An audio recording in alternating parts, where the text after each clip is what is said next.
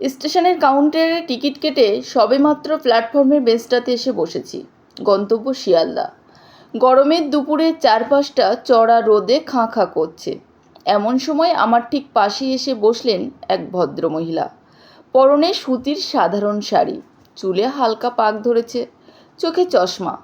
ভদ্রমহিলার কোলে একটা বেশ বড়সড় টিফিন ক্যারিয়ার আর হাতে একটা জলের ফ্লাস্ক। বসা মাত্রই তিনি একটা লম্বা দীর্ঘশ্বাস ফেললেন। কৌতূহল সামলাতে না পেরে জিজ্ঞেস করলাম, মাসিমা, গরমে খুব কষ্ট হচ্ছে বুঝি? জল খাবেন? তিনি চশমাটা ঠিক করে আমার দিকে তাকিয়ে একটু ম্লান হাসলেন। বললেন, না রে বাবা, শরীরে কষ্ট নয়, মনের কষ্ট। ঘর ছেড়ে বেরিয়ে এলাম। এই বয়সে এসে আর অপমান সহ্য হলো না। ঘর ছেড়ে বেরিয়ে এসেছেন শুনেই চমকে উঠলাম। জিজ্ঞেস করলাম, কি হয়েছে মাসিমা? কার উপর রাগ করে চলে এলেন? ভদ্রমহিলা টিফিন ক্যারিয়ারটা একটু শক্ত করে ধরে বললেন, আর বলো না বাবা, তোমার মেসোমশাইয়ের কাণ্ড।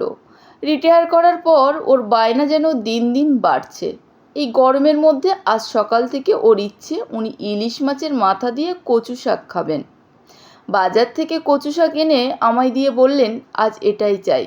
বললাম, এই গরমে একটু হালকা ঝোল ভাত খাও, শরীর ভালো থাকবে। ব্যাস, অমনি রেগে আগুন। বললেন, আমার পছন্দের কোনো দাম নেই এই সংসারে, সারা জীবন তো তোমাদের কথাই শুনলাম। আমি রেগে গিয়ে বললাম, তবে খাও তুমি কচুর শাক। আমি চললাম বাপের বাড়ি। এই দেখো, কচু শাক রেঁধে ওর জন্য টিফিন ক্যারিয়ারে গুছিয়ে রেখে আমি ট্রেনে বাপের বাড়ি চললাম। আমি একটু অবাক হয়ে বললাম, সে কি মাসিমা, আপনি ওর জন্য রান্না করে সেই খাবার সাথে নিয়ে ঘর ছাড়লেন? এ কেমন রাগ? মাসিমা একটু লজ্জিত হয়ে এসে বললেন, কি করব বাবা, রাগ করে চলে তো আসছি, কিন্তু উনি যে কচু শাক ছাড়া আর কিছু দিয়ে ভাত খাবেন না। চিনি ছাড়া তো কোনো রান্নাই ওর মুখে রোচে না। তাই ভাবলাম খাবারটা সাথে করেই নিয়ে যাই, বাপের বাড়ি পৌঁছানোর আগে ওর অফিসের এক বন্ধুকে দিয়ে আসব। উনি গিয়ে বাড়ি দিয়ে আসবেন। লোকটা যে আবার বড্ড একগুঁয়ে। ততক্ষণে শিয়ালদা লোকাল প্ল্যাটফর্মে এসে দাঁড়িয়েছে। আমরা দুজনেই ট্রেনে উঠলাম। ট্রেন চলতে শুরু করলো। জানলা দিয়ে আসা ঠান্ডা বাতাসে মাসিমার মুখের রাগের মেঘ যেন আস্তে আস্তে কাটতে শুরু করেছে। তিনি বারবার তার হাত ব্যাগ থেকে মোবাইলটা বের করে দেখছেন কোনো ফোন বা মেসেজ এলো কিনা। আমি হাসতে হাসতে বললাম, মাসিমা, রাগ তো করলেন, কিন্তু মনটা তো আপনার ওখানেই পড়ে। তিনি জানলার বাইরে তাকিয়ে একটু আবেগ কোনো গলায় বললেন, 30 বছর সংসার বাবা, রাগ অভিমান তো রোজেরই। তবে উনি একটু বেশিই জেদি। দেখি ফোনটা একবারও করে কিনা। ফোন করলেই রাগ হয়। ট্রেন তখন দমদম স্টেশন পার হচ্ছে। হুট করেই মাসিমার ফোনটা গম গম করে বেজে উঠল। স্ক্রিনে ভেসে উঠল। উনি মাসিমা একটু নড়ে চড়ে বসে ফোনটা কানে দিলেন।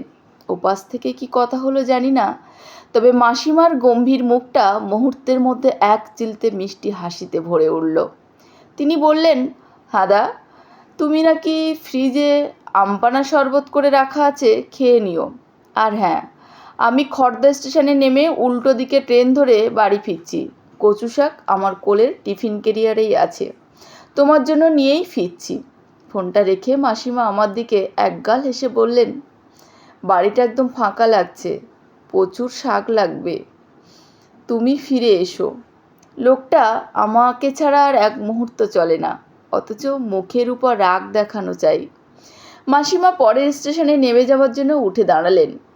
ট্রেনের ভিতর মাঝে মাঝে এই তৃপ্তি হাসি মুখটার দিকে তাকিয়ে আমার মনে হলো, সম্পর্কের বাঁধনগুলো কত অদ্ভুত হয়। আসলে দাম্পত্য বা যে কোনো মধুর সম্পর্কের আসল ভিত্তি নিঃস্বার্থ দায়িত্ববোধ ও যত্ন।